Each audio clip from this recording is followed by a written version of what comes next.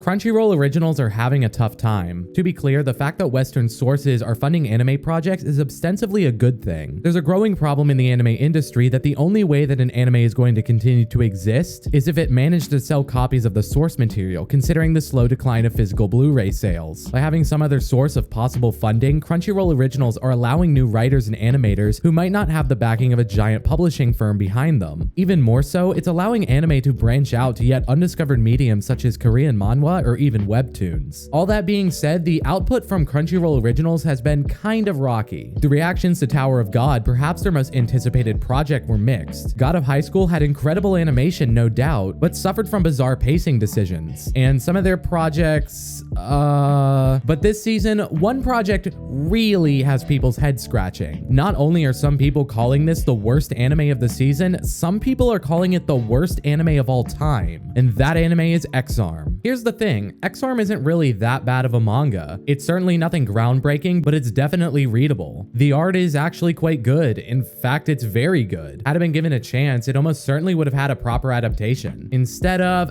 actually, let's just go through one episode. Let's go through one episode of X-Arm and dissect exactly what is wrong with this anime. Because honestly, it borders on parody. At the beginning, we're given a teaser shot for the anime. We're in downtown Tokyo when suddenly a gigantic ball appears in the sky, causing all colors to get inverted and people to fly into the sky. And we already have our first problem. In the next shot, we are clearly shown that the giant ball started with its center in the middle of the sky. But then here, we are shown that it's a giant dome with its center around this dude. This might sound nitpicky, but these are the type of fundamental editing and animation errors that riddle X-Arm and make it barely watchable. And this is probably the best looking shot in the entire anime. I'm serious. Finally, we're showing that these spheres began to appear everywhere, but resemble more than stacked JPEGs. Okay, we're definitely skipping this because it would ruin the surprise. So we're introduced to our main character, Akira, who gets shown a picture of cute girls on his phone and what was that? All right, look, I'm not a big anti-CG snob, but you cannot tell me that there was not a better way to drop that mouth. And then this transition, because why not? All right, so we're having a flashback, and yes, you are seeing this right. X-Arm makes some of the characters CG and some are hand-drawn,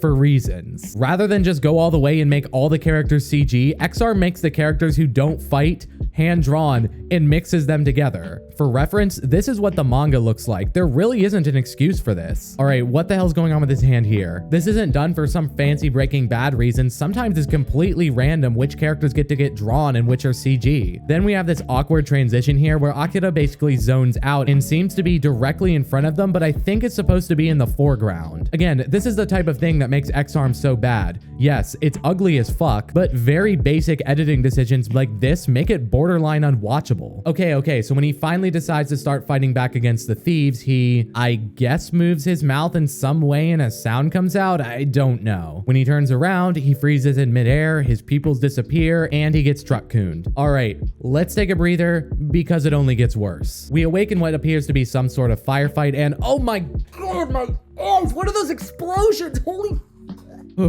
all right, Arma literally pops into existence from nowhere, then teleports into the air. We clearly see her falling here, but after a cut, she's much higher in the air. Then we get this. There really isn't much to say about this other than it being legitimately the worst thing I've ever seen in my life. However, how the fuck is Minami not dead here? We clearly see like 4 to 5 guys pointing guns straight at her. How did she survive? Then we see Arma pushing Minami right down in front of her, cut to Arma jumping up and kicking a guy directly in front of her with Minami nowhere to be seen. Again, this is the real problem with X-Arm. Characters just phase in and out of existence and teleport to completely random areas, making just following the most basic of actions a mindfuck. We have this bizarre series of kicks and our characters escape. All right, I want you to pay attention to Minami throughout. You'll notice that her facial expression rarely, if ever, moves. And wait, where the fuck are we? Okay, so we jumped onto his scabbard. Now we just appear to be in some sort of tube. Also, Minami once again looks like she has no expression. Remember, she's the human one here. They open up the box labeled X-Arm and look, it's Akira with the exact same expression he'll have throughout the entire show. For reference, again, here's what it looks like in the manga. All right, so they have a little discussion about Akira being just a brain, and we cut to Jesus Christ, what is going on here? Again, one of the characters is hand drawn and one is CG for some reason. Neither of these characters fight, so what was the point of this? Then we're shown one of the enhanced criminals they need to fight with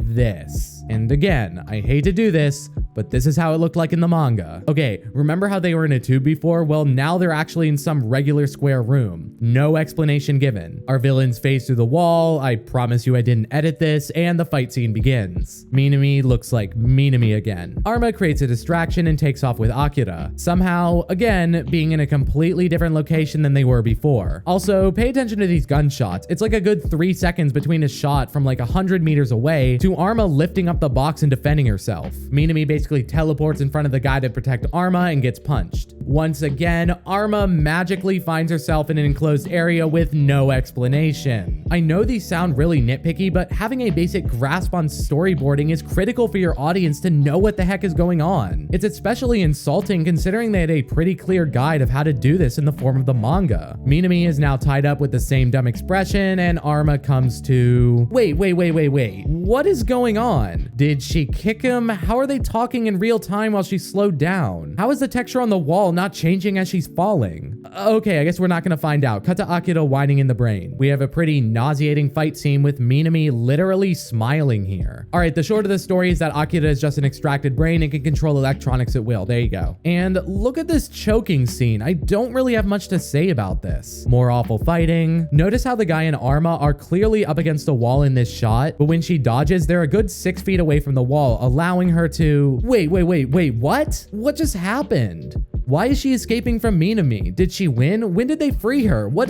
Okay, I swear to God, I did not play these clips out of order. Arma's fighting with the bad guy. Cut to a clip of Arma running away with Minami. Cut to Minami nowhere to be seen, and Arma is fighting the bad guy in a completely different location. Now, we're given some explanation of how he's not going to be able to use the phasing powers to escape, or he'll drown them all, but it doesn't really make any goddamn sense. Cut to them talking about the successful mission, Minami smiling like an idiot as they get arrested in episode Fuck This Anime. Seriously, what a complete and utter disrespectful display. If you don't have the ability to make at least a semi-watchable adaptation of an actually decent manga, don't completely destroy the mangaka's name by releasing this. Crunchyroll knows that they could have at least pulled the plug or delayed the project after the negative reaction they got from the trailer, but they still went along with it. Now, is this the worst anime ever made? I think it might be. Now, to be fair, I usually don't go out of my way to watch anime I know I'm not going to like, but X-Arm was on another level of unwatchable. At its best, it's a complete and ugly mess of amateur CG. At its worst, it's borderline a rough draft that investors encourage to get out the door as fast as possible. The only thing I can really do at this point is beg you to buy the manga while it's still printing to give some condolences to Shinya Komi. Peace, y'all.